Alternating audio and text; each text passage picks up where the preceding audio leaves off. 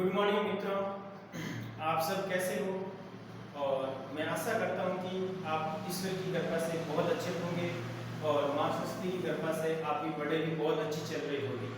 इसी के साथ आप गणित की प्रैक्टिस भी बहुत अच्छी तरह से कर रहे होंगे और साथ साथ में आपको विश्वास के साथ क्वेश्चन हल कर रहे होंगे। प्रैक्टिस क्वेश्चन भी आपको हल करना है, बाकी जो क्वेश्चन कर रहे हैं उसको भी आपको टेस्ट देना साथ में, ठीक है ना।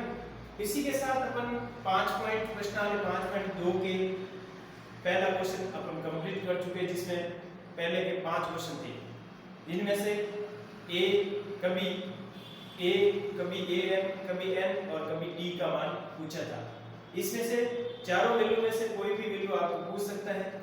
और इसी के साथ आपको ये क्वेश्चन बहुत अच्छी तरह से प्रैक्टिस करनी है, क्योंकि इसमें फिक्स नहीं है कि एन का मान पूछेगा, एन का मान भी पूछ सकता है, डी का मान भी पूछ सकता है, एन का मान पूछ सकता है, और इसमें चारों में से कोई भी मान आपको पूछ सकता है। तो अपन क्वेश्चन सेकंड का फर्स्ट करते हैं। इसी के साथ ये कह रहा है कि एपी आपको समांतर श्रेणी दी हुई है 10 7 4, जिनमें से आपको तीसरा पद आपको याद करना है। तीसरा पद आपको याद करना है। तीसरा पद याद करने के लिए अपन को इनमें से डिफरेंस निकालेंगे। यदि डिफरेंस इक्वल है तो ये समांतर श्रेणी है। समांतर श्रेणी आने के बाद आप सूत्र में रखेंगे, सबका मान रखेंगे। जैसे कि इसमें दी हुई समांतर श्रेणी दी गई समांतर श्रेणी, समांतर श्रेणी क्या है आपके एपी 10 7 4 का तीसरा पद क्या है। तीसरा क्या करेंगे, ये a1 है, ये a2 है, ये 3। इससे सबसे पहले अपन डिफरेंस डी निकालेंगे, सर्व अंतर निकालेंगे। क्या निकालेंगे, सर्व अंतर इक्वल आना चाहिए। तो सर्व अंतर डी कैसे निकालते हैं, a2 a1 बराबर a3 a2, दोनों बराबर आना चाहिए। a2 कितना है 7 है, 7 -10 -3 और 4 -7 -3, ये दोनों जगह इक्वल आ रहा है।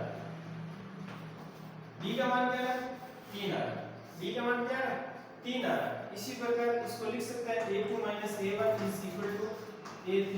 a2, ये इक्वल आ गया, इसका मतलब d आपके सही है। अब देखो अपन जानते हैं कि समांतर श्रेणी का नियम an a plus n minus 1 into d है। तीसरा पद आपको ज्ञात करना है, an का मान ज्ञात करना है।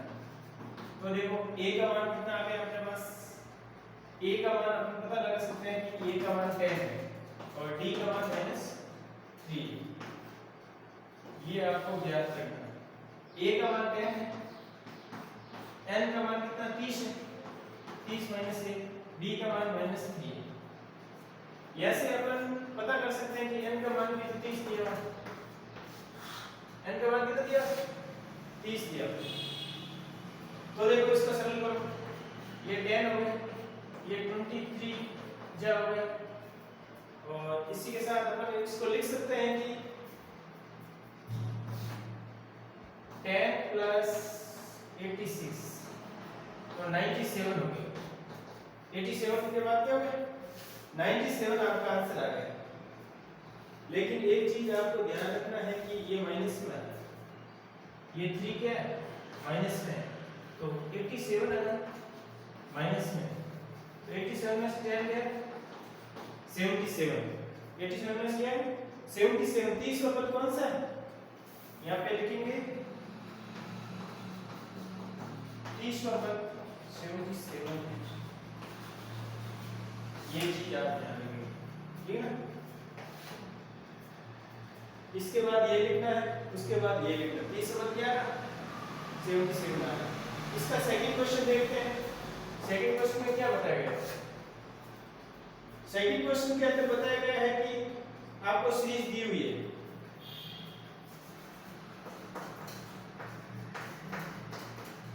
दी गई एपी, दी गई एपी है आपके -3 है, -3 है, -1/2 है और 2 है और 11 पद कौन सा पद है?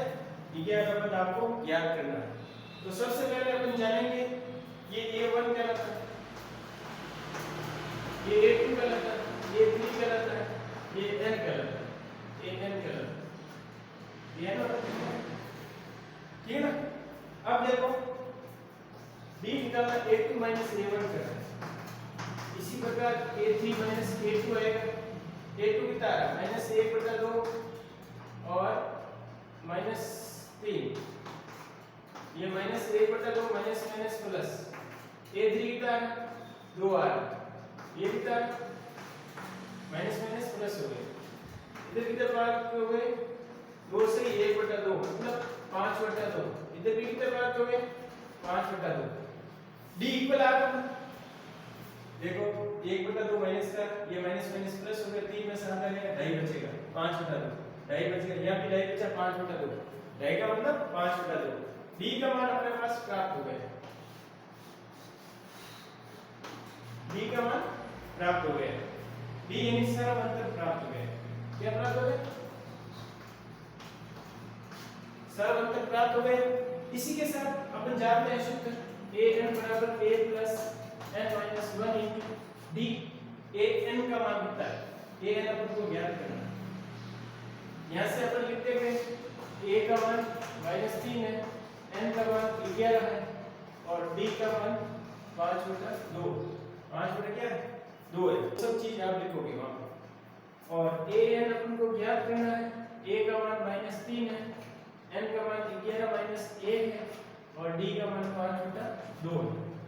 यहाँ -3 है, यहाँ 10 × 5/2। ये 2 से 5 आ जाएगा, 5 25 आ जाएगा। -3 प्लस 25 तो an आएगा आपके an 22 आएगा। an क्या है? 22। an का मान कितना है? 22 आ रहा है। an का मान कितना है? 22 आ रहा है। ये सब चीजें आप ध्यान रखोगे। एक बार वापस देख लो क्वेश्चन।